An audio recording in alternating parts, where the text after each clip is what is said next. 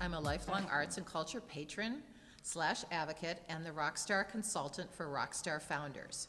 Each Wednesday, I'm hanging out with cool, clever, creative individuals. Today's guest is Suzanne Walsh, director, Salt Fine Art Laguna Beach, curator, visual artist, and counselor. Since her SCAD days, y'all know Savannah College of Art and Design, Susan's been on an upward trajectory, gaining experience, recognition through adventures with galleries and her own eclectic initiatives and ventures. Hi. Hi. Suzanne. Hi, Susan. I'm very happy to be here. So excited to have you here today. So, okay, let's start. So how does this all fit in? Counselor, director, curator, visual artist, counselor? It fits in shockingly well. Okay. Yeah, it really does.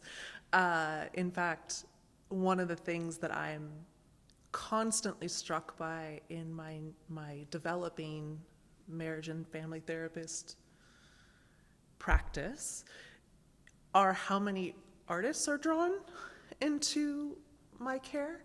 Just naturally, I haven't put that out there. I haven't necessarily said, this is something that I'm experienced in or passionate about, and yet I keep on meeting individuals who, sign up for my assistance, clinical assistance, that are artists, that are creatives. And so we have some pretty amazing, expansive conversations in session about the nature of creativity and being a sensitive person, being someone who, neurologically is inclined towards a deeper way of seeing and thinking and expressing themselves. So it fits in very, very well. And I see myself going on for another, as long as I've been just in the arts, I now feel like I'm in the position to dovetail where I can actually be in both spaces, mental health and the arts together. Before,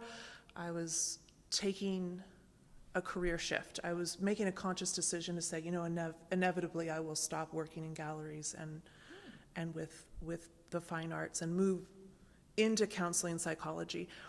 I don't believe that any longer. I think I'm going to be probably holding it down in both arenas. Okay. So yeah. Well, it was interesting because during COVID, there was this conversation about in the business world, extroverts and introverts. Yes. And so, are artists more introverts, so they're more sensitive to the outside world, yet the outside world really wants, you to be an extrovert, and you have to be, as an artist, to promote your work and such, you have to be extroverted. And right. So that takes a lot of energy, right. Which you have to kind of take back and reabsorb and get that energy back so that you can create. That's the important part, what you said, that last bit, because there's a lot of misnomers about the concept of an introvert or an extrovert, in the sense that it really is about how you get energy back. Mm-hmm. An introvert can love their friends and can love going out. They'll just find themselves needing equal, if not more, time to sort of recoup from those experiences, where an extrovert will very much oftentimes find that energy going out and talking with people and being in the company of events and other people. So you can be a creative person and be an extrovert. It's not that creative people are exclusively introverted. They can obviously be both.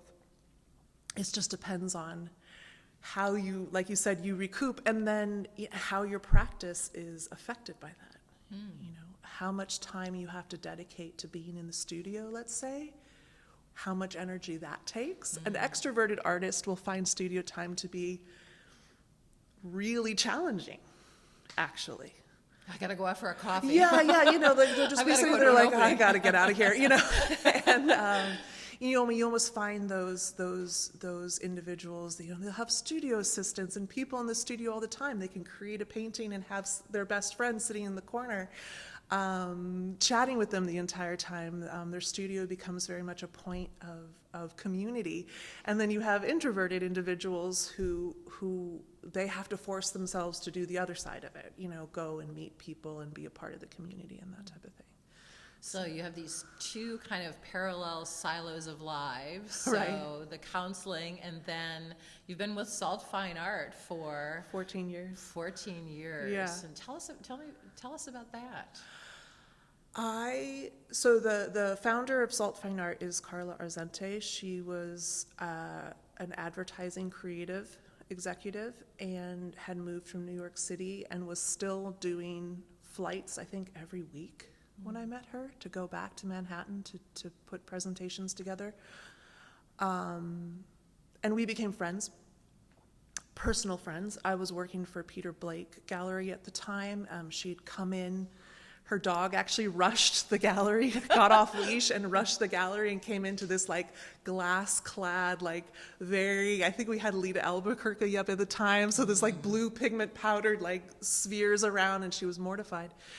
And I love dogs, so I said, no, it's fine, and we struck up a conversation and a friendship. And then her father had passed away at some point within that year, and she's from El Salvador. She flew home to be with family during that time. And I think she was inspired because her father is an avid art collector to start a gallery. So when she came back to Laguna, like 6 months later, she decided to quit her work on Madison Avenue and start an art gallery. And I was very much in a place in my life where that was really exciting to me, to be with one of my best friends, to start a new enterprise, to take everything that Peter had taught me and I had learned working with him, to apply it to a new enterprise. So, and the fact that she wanted to focus on Latin contemporary, I found that to be really compelling. In those early years, Carla would actually travel to the country that we wanted to feature. So if we did Brazil, Colombia, Costa Rica, and she would go and she would meet with area curators, and I would be assisting her back in Laguna, and we would put together these exhibitions that were regional. And from that experience, that was like the first 5 years of the gallery, and from there we built a roster of primarily Central American, Latin American creatives, and about halfway through, so like at the 7-year mark, I, having been raised in the Orange County art scene, knew artists that I really loved, knew local talent that I thought was really compelling, and missed that aspect. I was doing side curating, and I was still communicating with contacts and friends and people that I really wanted to show. So we started what was at the time we called Raw Salt, which was...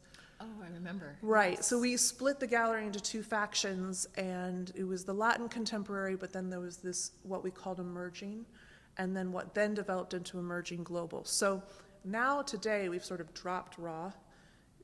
We've integrated the two sides.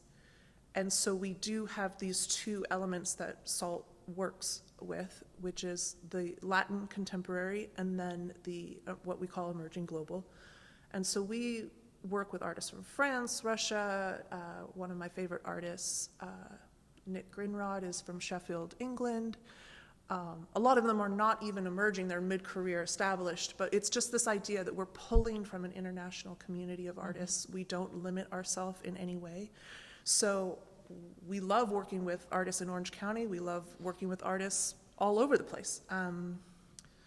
And as our artists evolve and grow and oftentimes move to other places, we've continued to support them with really something more of a relationship-based representation, where we don't ask necessarily for regional exclusivity. Oh, We okay. simply ask that we have a good relationship with each other. And so that's been a really defining element of the way that we've built the business. And Carla and I always say that we curate from a place of fascination. So if we see a work where we wouldn't be able to do it, or we feel like the construction or the medium, the technique is both fascinating, conceptual, That's kind of the cross-section where concept meets execution, is what Carla always says. And it's, and some of the artists have, I think you've introduced them to the greater community also, because I know, Cecilia? Oh, Perez, yeah. Yeah. Yeah, she's I mean, incredible. I believe there was an exhibit of her work at MOLA, the Museum Yes, of Latin yes, American yeah, Art. we've So- developed a great relationship over the years with MOLA. We've had our artists show at Laguna.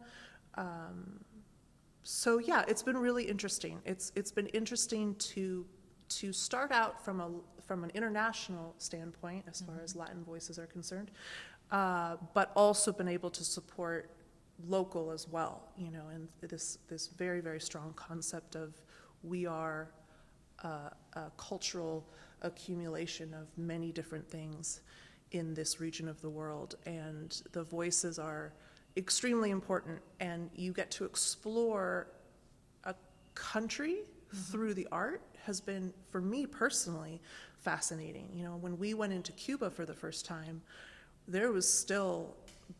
we still had to bring work up through Canada and bring it down. Oh, right. You know, we couldn't okay. bring art directly from the island. We had to bring it up and across.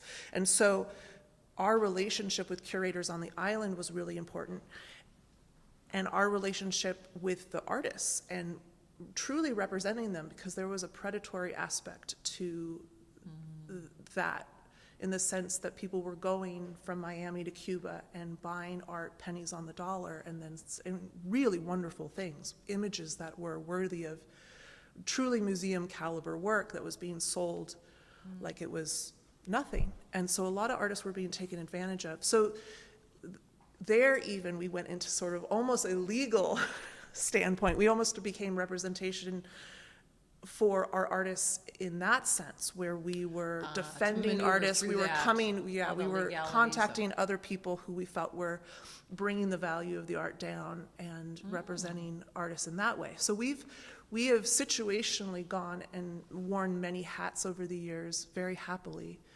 And so that international stance that SALT has always forced us to pivot, which wound up being very helpful during the pandemic, because we were always like, oh, well, this is what is being asked of us I was going to say now. what happened during the pandemic, and it seems as if that's part of the world, you know, South America, Cuba, Central America has been, you know, is there more competition now, you know, because, I mean, we were at the forefront, and so do you find that there's competition from other galleries or other initiatives that are also, you know, looking to, you know, support and promote those artists? You know, it's interesting because one of the things that's been fascinating about my work with SALT is on the concept of competition. We've never felt competitive. We've never felt that. We've had really wonderful relationships with our neighbors, you know, Sue Greenwood Fine Art in Laguna Beach, Kelsey Michael, Peter Blake, Joanne Artman. These are all galleries that we love and consider friends of ours. We've never felt protective in that sense. What we have felt is that the security of the relationship will dictate its future, and that's something that we've always banked on and has been our sort of driving force, and that ability to stay open. And this kind of folds back into why I think psychology and art has really been a very natural symbiotic relationship for me, because I was already watching it take place running SALT. You know, as long as you're honest, as long as you're, you know, upfront, and you know, you convey a degree of compassion and passion and curiosity towards the people you work with, something really dastardly needs to happen for there to be misunderstanding. You really have to do a misstep. And Carla and I really, truly try very hard not to have that happen. So, and there's just also the fact that, you know, Carla speaks 4 languages. Both of us were raised internationally. My family's from Europe. Her family is from Europe as well, and she grew up in El Salvador. So our skills growing up feed into how truly difficult it is to run an international gallery. There's shipping concerns, there's language concerns, there's, you can take one of our artists, but oftentimes they don't speak English. So, our relationship is not only based upon how much we love our artists, but it's also because for the last 14 years, we have been working in what is oftentimes a very labor-intensive mode of running a gallery. We put a lot of effort into, like I said, getting the work across, exhibiting it, making sure it's there safely, restoring it if it gets damaged. There's a lot that goes into an international art gallery. I love that part of it, and we hope to concentrate, somewhat on that, because I'm fascinated by how it's shipped and Oh yeah, how you ship and insurance and oh, whatever. it's a lot. But, yeah, it's a lot. So you've both grown into this too, in the sense of Very adding much so. to your skill set and Yes. such by working, with these artists. But you're also an artist yourself. Yes. I did find some pieces. Thank you. I don't know if you have. Do you have time to No. do your own work? No. Okay.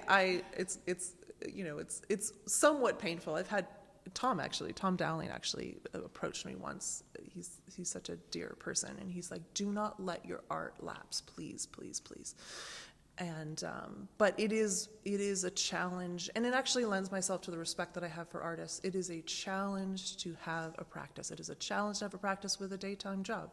It is a challenge to have a practice with children. There are a lot of things in life that interrupt the artistic process. So anytime you see a work made, it is not only the concept and the effort and the materials and the cost forward that an artist has invested, it's the time that they've invested. You can't fake a painting. You can't make that happen super quickly. I mean, you can in certain modes if you wanted to, but for the most part, a successful work of art has the element of time baked into it. So that is an element of respect that I think needs to be had towards visual art. Well, all art really, music, film, all of it, yeah, is the time element. I was just talking to a musician earlier this morning, and so finding time for herself to, even play the piano and such, Yeah. like she used to, is the same. So do you have a studio at home? No. I mean, it's A there. closet? I mean, I have one piece that has been leaning against the wall for 6 months, and I keep on looking at it I'm gonna get back to you. Okay. I'm pretty chilled out about it because I feel I'm in a place in my life where the meaning, and I think COVID did this for me genuinely, the meaning of what it is to be successful has shifted tremendously to, if I can just create in general, I'm happy. I'm not necessarily interested in being a professional anything. I'm more interested in having the things that I know how to do enrich my life, and if I can pay my bills at the same time, that's perfect. Okay. But yeah, it's my expectations of myself have come to a screeching halt. I'm pretty chilled out these days as far as establishing a practice, maintaining a practice, any of that. So I think the psychology helps that too, because you talk to enough people about what they are experiencing, and you realize there are some universal things at work here. And the meaning of life is to live, and that's kind of been the... So is it working with those individuals to rediscover that, the meaning of life to live? Yeah, I think you show up to every moment, and I think if you have the desire to create, if I had the burning desire, for instance, I made my first abstract work a year ago, big, big for me, 60 by 40 or something like that, and I nearly had a nervous breakdown, and I was like, man, this painting thing is really challenging, because I'm an illustrator, so a lot of my stuff is very meticulous, very sort of concept-based, and I plan it out, and I build it in Photoshop first, and then I transfer it onto the wood, and then I meticulously do the line work, and it's all structured and whatever. So then I'm doing this painting, and I'm losing my gourd. I'm really, really having a hard time with it, to the point where I took a garden hose to it. at one point. Just took all the paint off the canvas with outside of the garden hose, just like really coming unglued. And it really was like this urge to do this, and it wound up being very successful, and it was a wonderful process. And now I'm being pulled to do that again, and I'm like, okay, well, I'm gonna have to really create some space to again probably lose my mind, because now I know how difficult painting is. But Is it letting go of some control? oh, absolutely, yeah, Because 100%. illustration would be like, Yeah. It's absolutely that. And the idea of expectation and completion is probably the primary tension of all of humanity, is what we want to happen and what actually happens is always gonna, in my opinion, in my clinical opinion, the crux of the matter, you know. So where are you going from here? So what's next? I'm in clinical training to get certified, and then I will start my own practice after that. Very cool. I will continue to work with SALT as long as Carla will have me. We have a great working and friendship relationship, so that is a joy to comprehend that I could do both. And that's, talking about expectation and reality, that is at least what I'm anticipating. How many hours in the day there are and how I'm going to, make that happen moving forward, I'm not quite sure. But my anticipation is to keep the good things in my life going. And I really enjoy my work with SALT, and I really enjoy my work in, being a, counselor. So we'll try to make those two things work. Okay. Well, we'll support you. We'll come. Thank Yay. you. Okay. Give me an S. Give me a U. Anybody Give me a needs help. Z-A-N-N-E. Suzanne. Okay. So yeah. Thank you so much for chatting with me today, Suzanne. Of You've course. made bounce.